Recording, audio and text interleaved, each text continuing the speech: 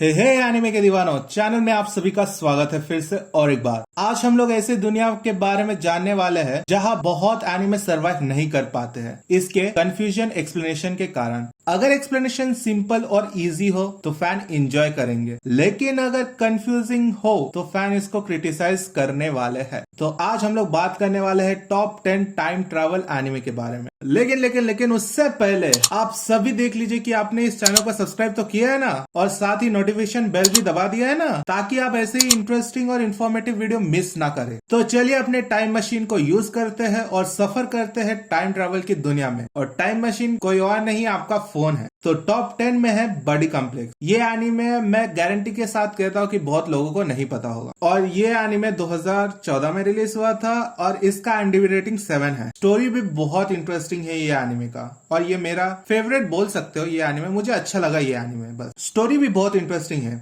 एक दिन आओबा पे एक जाइंट रोबोट हमला करता है और उसे बचाती है हीना, उसकी क्लासमेट। बाद में हीना रिवील करती है कि वो फ्यूचर से आई है और वो आओबा को फ्यूचर में लेके जाती है 70 साल के बाद। लेकिन कहानी में बहुत ही ज्यादा ट्विस्ट एंड टर्न है, क्योंकि उसके साथ हीना नहीं रहती है फ्यूचर में। क्यों, किस लिए, इसके लिए आपको ये एनीमे देखना पड़ेगा। टॉप 9 में है नोबुनागा कॉन्सेंट्रो। ये भी मैं कह सकता हूँ कि आपने इस एनीमे का नाम नहीं सुना होगा, लेकिन ये भी एनीमे बहुत ही अच्छा है। छोटा भी है और अच्छा भी है। इसका IMDb रेटिंग 7.4 है और ये भी 2014 में ही रिलीज हुआ था। तो कहानी ताबुरो के इर्द गिर्द घूमता है, जो टाइम ट्रैवल करके जापान के सेंकोकू एरा में पहुंच जाता है, जहां उसकी मुलाकात ओडा नोबुनागा से होती है, जो उसे कहता है कि तुम मेरी जगह पे आ जाओ, क्योंकि वो दोनों एक ही जैसे दिखते हैं। अभी आगे क्या क्या होता है इसके लिए आपको ये एनीमे देखना पड़ेगा। टॉप 8 में है इनुयाशा। ये एनीमे सुना होगा बहुत ही कम लोगों ने, लेकिन जब ये एनीमे रिलीज हुआ था ना, तो इसका फैन फॉलोइंग एकदम पीक पे था। ये 2000 में रिलीज हुआ था 7.9 के IMDb रेटिंग के साथ। इसका स्टोरी भी बहुत ही ज्यादा इंटरेस्टिंग है, जहाँ हिकुराशी को डेमन फोर्सफुली कुआ या फिर कह सकते कि वेल में खींचते हैं और वो पास में चली आती है, जहां उसकी मुलाकात इनुयाशा से होती है, जो एक हाफ डेमन और हाफ इंसान होता है, जो उससे नफरत करता है। अभी क्यों करता है, किस लिए करता है, क्या कारण है, क्या हुआ, इसके लिए आपको ये एनीमे देखना पड़ेगा। टॉप 7 में है वीवी फ्लोरेंट आई सॉन्ग। ये भी एनीमे मैं गारंटी के साथ कहता हूँ कि बहुत लोगों ने नहीं सुना होगा। इसका स्टोरी बहुत ही ज्यादा इंटरेस्टिंग है। वीवी जो एक फर्स्ट ह्यूमनाइड AI रोबोट है और जो थीम पार्क में एक मेंबर की तरह काम करती है, उसे गाना पसंद, लेकिन वो ज्यादा पॉपुलर नहीं है। एक दिन उसके पास एक AI मात्सुमोतो आता है, जो बोलता है कि तुम्हें मेरे साथ 100 साल बाद फ्यूचर में आना पड़ेगा और एक मिशन को अंजाम देना पड़ेगा, और वो मिशन है कि वो इंसान और AI के वॉर को रोके। क्या वीवी वॉर रोक पाएगी? इसके लिए आपको ये एनीमे देखना पड़ेगा। टॉप 6 में है समर टाइम रेंडरिंग। इस एनीमे का नाम तो लोगों ने सुना ही होगा, मैं पक्का कह देता हूँ। और इसका स्टोरी भी बहुत इंटरेस्टिंग है, जो 2022 में रिलीज हुआ था, जो पिछले साल ही रिलीज हुआ था, और इसका 8.2 IMDb रेटिंग है। शिंपे अपने दोस्त उशियो के मरने के फ्यूनरल में अपने घर आता है, लेकिन फ्यूनरल के बाद बहुत अजीबोगरीब घटनाएं शुरू होती है और वो ऐसे टाइम लूप में फंस जाता है जो एक्टिवेट होता है उसके मरने के बाद। लेकिन क्यों, किस लिए और किस कारण की वजह से, इसके लिए आपको ये एनीमे देखना पड़ेगा। टॉप 5 में जो एनीमे है वो अभी बहुत ही ज्यादा रिसेंटली पॉपुलर होते जा रहा है, और इस एनीमे का नाम है लिंक क्लिक, जो 2021 में रिलीज हुआ था 8.6 के IMDb रेटिंग के साथ। और साथ ही इसका स्टोरी भी बहुत ही ज्यादा इंटरेस्टिंग है। चेंग और लू दोनों टाइम फोटो स्टूडियो चलाते हैं, जहां चेंग के पास पावर होता है कि वो फोटोग्राफ के अंदर जाके लोगों के विश को ग्रांट कर सकता है। मतलब वो फोटोग्राफ के अंदर जाता है और जो फोटो खींचा है वो उसकी आंखों से देख सकता है पूरे एनवायरनमेंट को, और वो केसेस सॉल्व करता है। अभी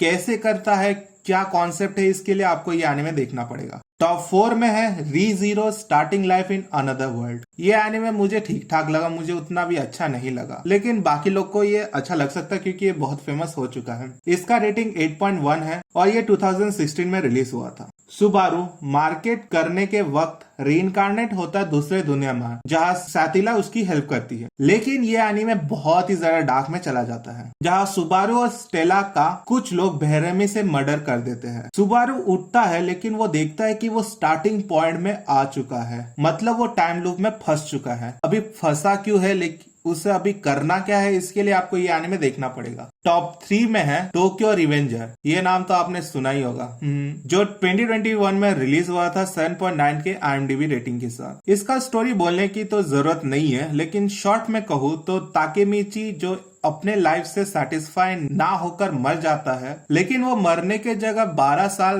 पास में पहुंच जाता है, अभी जहाँ उसे अपनी लवर को बचाना पड़ता है क्योंकि उसकी लवर फ्यूचर में मरने वाली है। अभी वो टाइम ट्रैवल कर करके कैसे उसे बचा पाता है या नहीं, इसके लिए आपको ये एनिमे देखना पड़ेगा। टॉप 2 में है इरेस। अगर आपने ये एनिमे का नाम नहीं सुना तो आप बहुत कुछ मिस कर रहे हो एनिमे के दुनिया में। ये 2016 में रिलीज हुआ था 8.5 के IMDb रेटिंग के साथ। ये बहुत ही अच्छा एनिमे है। इसका स्टोरी सातोरू के इर्द गिर्द घूमता है, जिसके पास एक सुपरनेचुरल पावर है कि वो थोड़ा टाइम के लिए कंट्रोल कर सकता है टाइम को, लेकिन उससे पता नहीं कि क्या है वो। लेकिन जब उसके अपने की मौत होती है तो वो 18 साल पीछे, मतलब जब वो स्कूल में था तब पहुंच जाता है और उसे समझ में आता है कि अगर वो मर्डर को रोकना है तो उसे अपने क्लासमेट को बचाना ही पड़ेगा। तो क्या वो बचा पाता है कि नहीं, इसके लिए आपको ये एनिमे देखना पड़ेगा। और टॉप 1 में है king of time travel anime. अगर आपने ये एनिमे नहीं देखा तो आप बहुत ही ज्यादा कुछ मिस कर रहे हो, जिसका नाम है स्टाइन गेट। और अगर आपने नहीं देखा तो आप अभी भी छोटे बच्चे हो। यह एनीमे 2011 में रिलीज हुआ था, हाईएस्ट 8.8 IMDb रेटिंग के साथ ही इसका स्टोरी A लेवल का है, जहां रिंतारो और उसके दोस्त एक्सीडेंटली एक टाइम मशीन डिस्कवर कर लेते हैं जिससे वो मैसेज भेज सकते हैं पास्ट में। लेकिन सब कुछ बदल जाता है वो उस मशीन के कारण, मतलब फ्यूचर चेंज, पास्ट चेंज, सब चेंज। अभी आगे क्या क्या होता है, क्या क्या बदलता है, इसके लिए आपको ये एनीमे देखना पड़ेगा, जो मैं हाईली रिकमेंड करता हूँ। सो यही तक था आज का वीडियो गाइस, और आपका वीडियो कैसा लगा नीचे कमेंट बॉक्स पे जरूर मेंशन कीजिएगा। तब तक के लिए टाटा, bye bye, good night, see you and mike drop.